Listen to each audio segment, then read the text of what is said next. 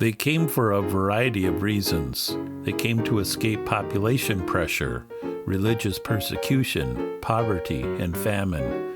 America was the new world, a place with new jobs, cheap land, a chance for a new start in life, a place where they could be free. The new steam-powered ships made the voyage faster and cheaper. From the mid-1800s to the early 1900s, nearly 25 million Europeans made the voyage. About 800,000 immigrants came from Norway, representing about one-third of that country's population at the time. No single country in Europe contributed a larger percentage of its population to the United States than did Norway. Norwegian immigration was primarily motivated by economic concerns. Compounded by crop failures, Norwegian agricultural resources were unable to keep up with the population growth. The U.S. Homestead Acts were laws that gave an applicant ownership of land at little or no cost, provided the homesteader settled on and farmed the land for at least 5 years. In Europe, it was usually the firstborn son who inherited all of the land, leaving his siblings dependent on their older brother for support. Land represented money and power, and passing all of the property to the oldest son meant keeping the land and power intact generation after generation. As a result, most Europeans were tenant farmers, growing crops for a landlord. Land was simply too expensive to buy for those who were not fortunate enough to be the firstborn son of a landowner. The U.S. Homestead Acts were a way to break free from this cycle of dependence, to farm your own land and not have to labor for and share your produce with a wealthy landowner. To a Norwegian born into a sharecropping family, advertisements for free or cheap land in America would have been very tempting. All that was needed was to save enough money to buy a ticket for the voyage. After the American Civil War, Norwegian immigrants began to settle in the upper Midwest, especially in Minnesota, where land was taken from the Dakota Sioux natives. Norwegians settled all over the state. Today, some 860,000 people in Minnesota, or 16.5% of the Minnesota population, is made up of people who claim to have Norwegian ancestry, making it the state with the highest number of Norwegian Americans. Wisconsin has the second highest number of Norwegian Americans at 460,000. Of particular interest to me is the small farming community of Bruton, Minnesota, located in west central Minnesota. This is my father's hometown. This is the town where my grandparents lived. This is where my Aunt Joanne and some of my cousins live. Established in 1886 by an extension of the Sioux Line Railroad, it is a community where many Norwegian immigrants settled.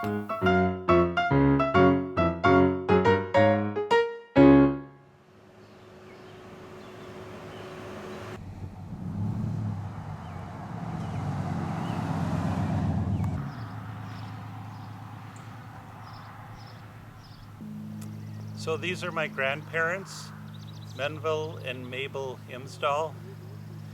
My grandpa Menville grew up on a farm just a few miles south of here, and after getting married, they moved to town and they raised their family in a house just a few blocks from here.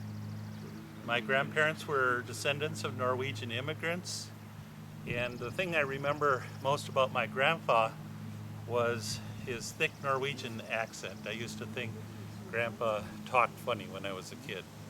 But it wasn't until later when I started doing family ancestry research that I realized he had a thick accent because he was the son of Norwegian immigrants, and they only spoke Norwegian at home as he was growing up.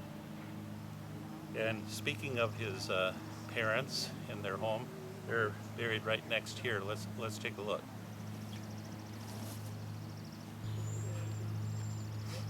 So these are my great-grandparents, Peder and Marit Imsdahl. They both died before I was born, so I never knew them. Peder immigrated to America on May 9th, 1884, leaving his wife and their firstborn child behind in Norway.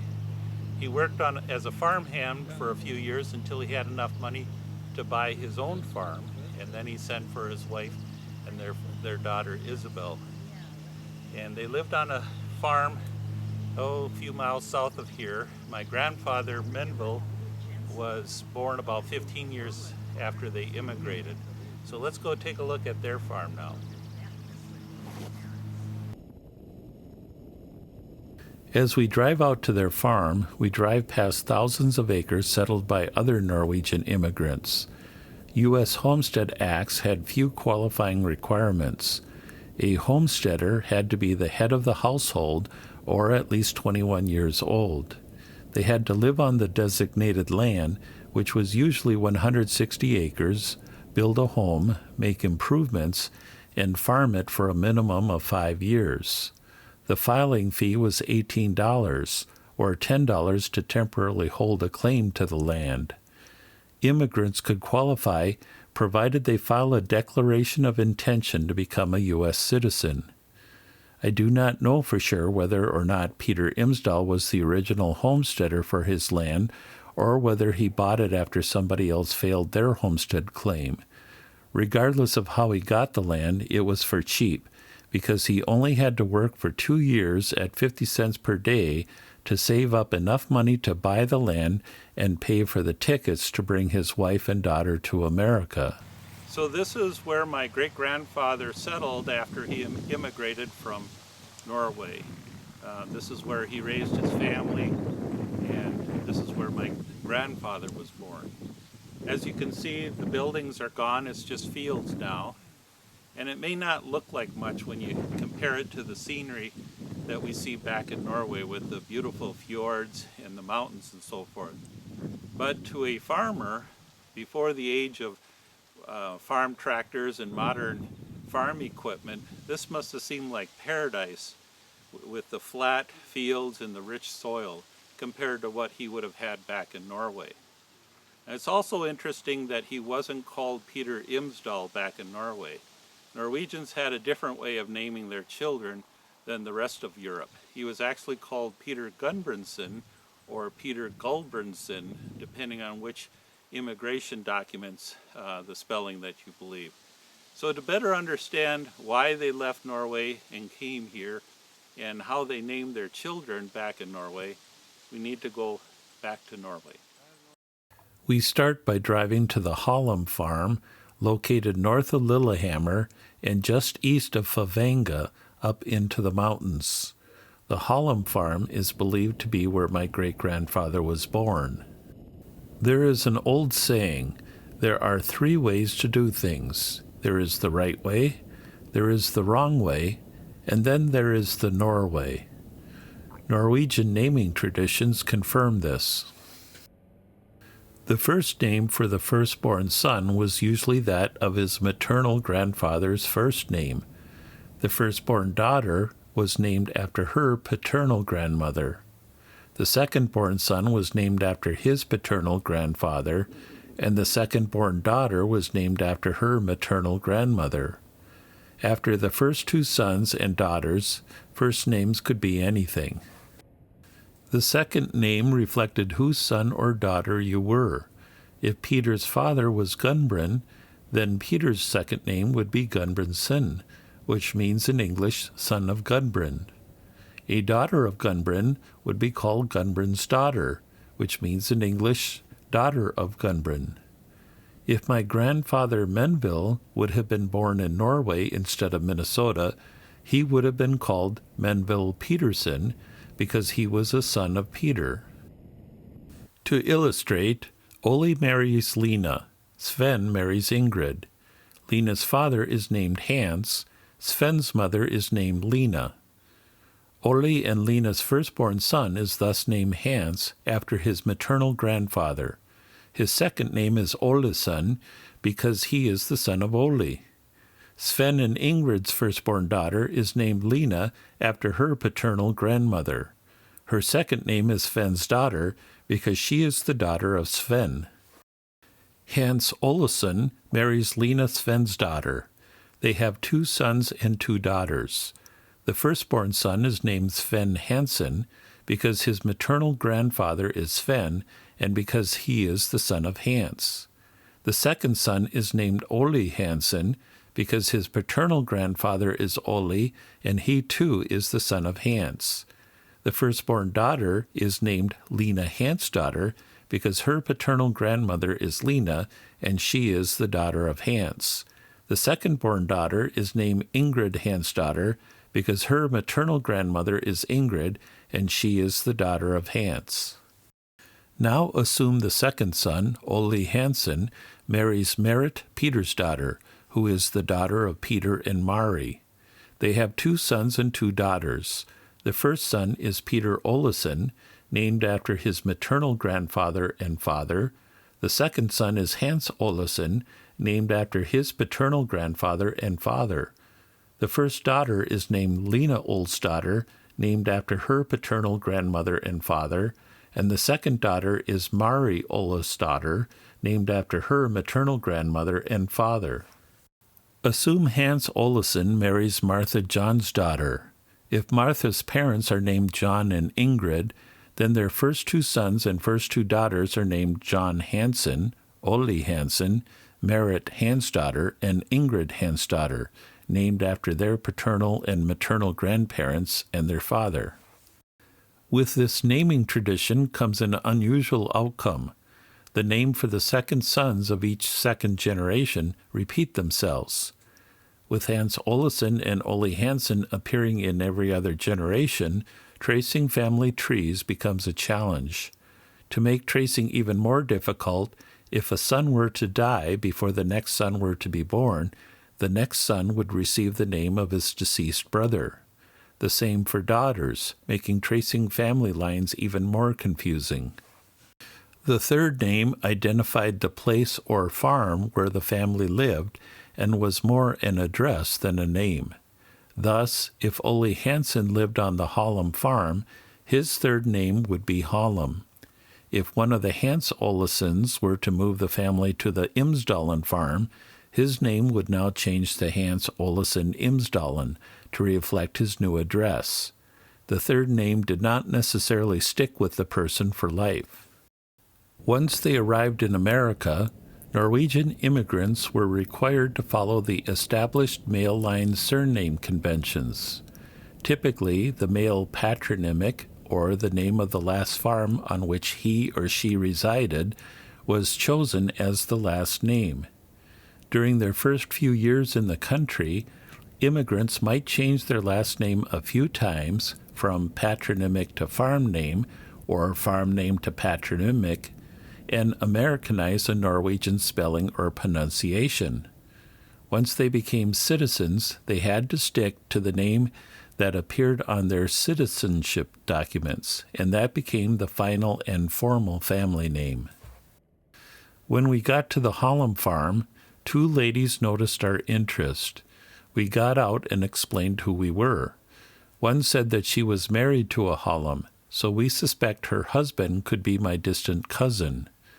They could not speak English very well, so it was hard to communicate. They were very nice to us and invited us in for coffee, but we couldn't stay because we still had a ways to go to get to Imsdalen.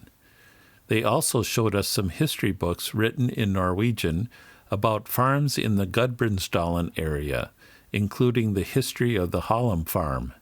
They also had a book on Imsdalen. We exchanged contact information with them before leaving. He has a history book here. Don't let the dog out, Snoop. Yeah, watch out. Good doggy. I'm standing here at the Hollom Farm where my great-grandfather Peter lived as a young child. As you can see, the terrain is quite a bit different than the flat farmlands that we see in western Minnesota. According to the 1865 Ringa Boo census, Peter Gudbrandsson was living here, age 9, with his parents and siblings. His father's name was Gudbrandsdølen, so Peter's name would have been Peter Gudbrandsson Hollom for the farm that he lived at. To understand, though, how he changed his name to Imsdal, we need to go to the Imsdalen Valley, a short distance away from here. As you can tell, I was starting to lose my voice at this point in time during our trip due to a cold or virus that I probably picked up early on during our cruise.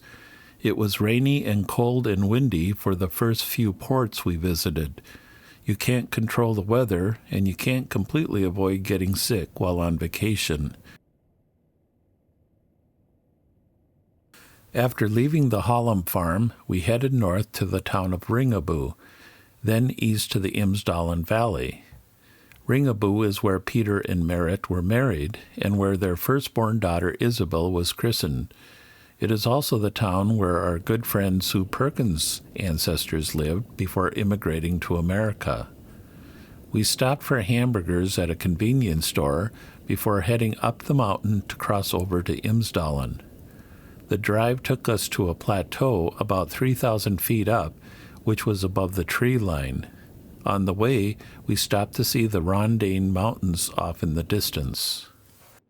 Einar talked about how Peter would have had to make the journey on foot to get to Imsdalen and back from Ringa Boo. After finally getting to the entrance to Imsdalen, we stopped for pictures in front of the highway sign that marks the entrance.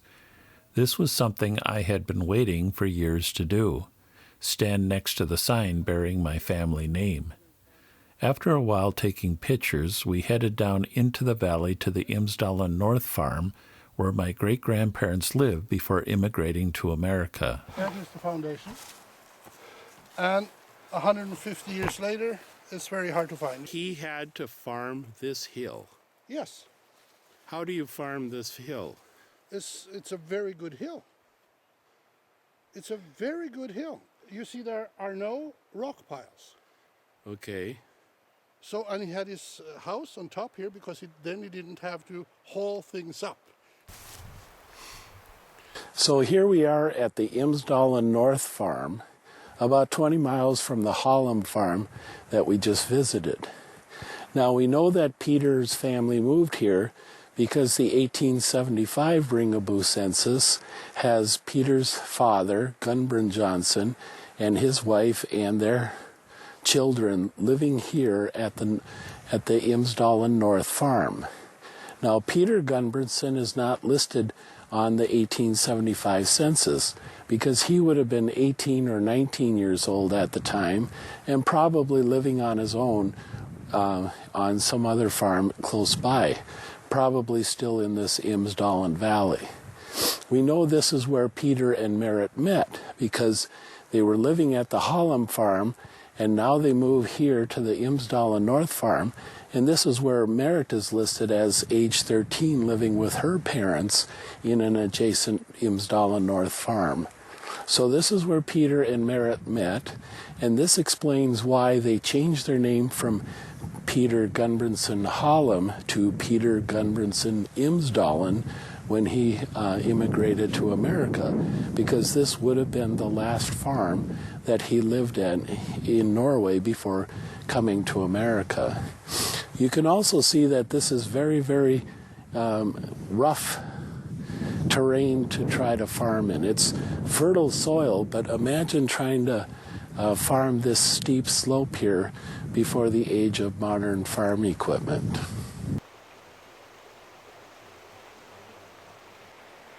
I asked Einar, who knows a lot about the history of Imsdalen, why people left and why it was so hard to live here. Because it's very isolated. It's very far to everything. You have to go up to come down. And there was no communications. You had to walk or go by horse for hours and hours. The road that we have today wasn't there. The road today is a gravel road. The road then, it was no road. It was a track. And the Imsdalen Valley it's fertile. I mean, you can grow grass and stuff like that. There's wood in the forest, but time passed by, and this little valley was left behind.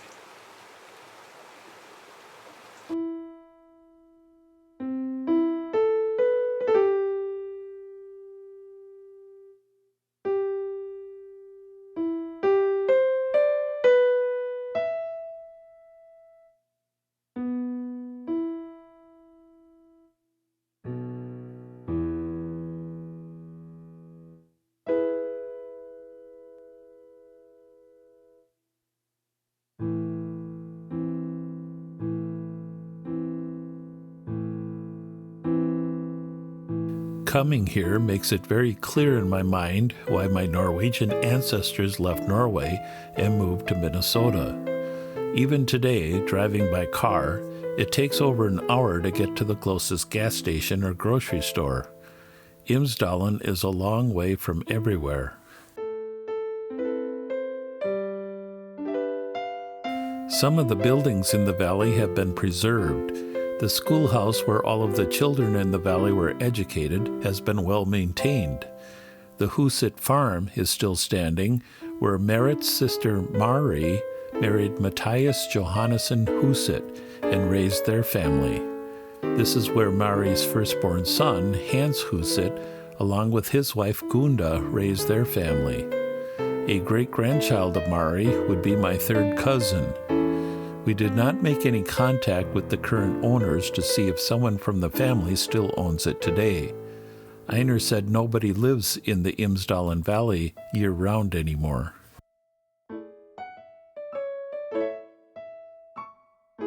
I wonder what it was like to move away from family and friends, to cross the ocean and go to a strange new land.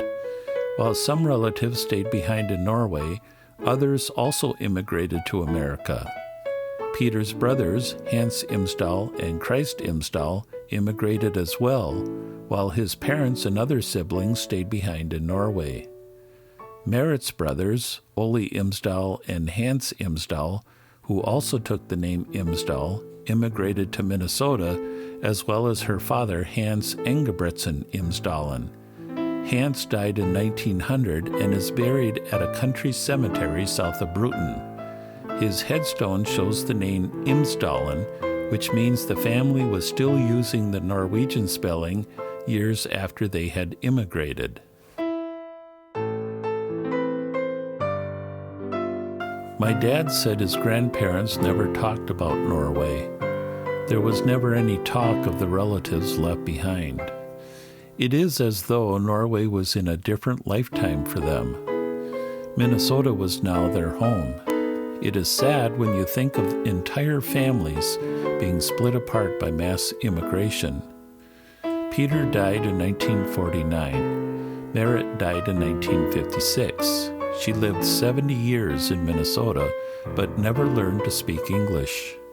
She, like many first-generation immigrant Americans, continued to speak the language of her birth until the day she died. My dad said that as a young child, all of the old-timers in Bruton spoke Norwegian. It wasn't until their children went to school that English was spoken. I suppose it was the one thing that lived on from their former life, the one thing that reminded them that they came from Norway.